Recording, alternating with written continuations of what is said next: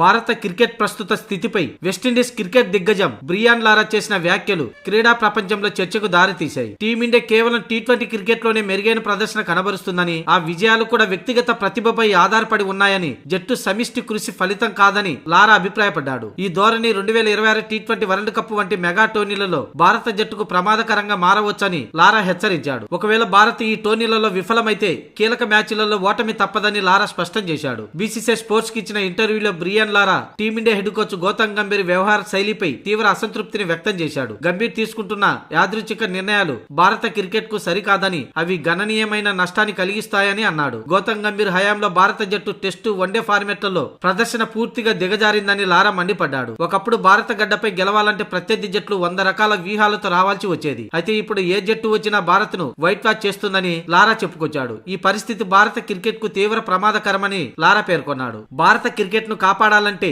BCCI వెంటనే గౌతమ్ గంభీర్ ను coach setup నుంచి తప్పించాలని లారా గట్టిగా సిఫార్సు చేశాడు. ఈ విషయంలో ఆలస్యం చేస్తే భారత క్రికెట్ కు తీవ్ర నష్టం వాటిల్లుతుందని హెచ్చరించాడు. లారా వ్యాఖ్యలు ప్రస్తుతం భారత క్రికెట్ వర్గాల్లో చర్చకు దారితీశాయి. ఇప్పటికే కోచింగ్ నిర్ణయాలు, జట్టు ఎంపికలపై విమర్శలు ఎదుర్కొంటున్న గంభీర్ పై ఈ వ్యాఖ్యలతో ఒత్తిడి మరింత పెరిగింది.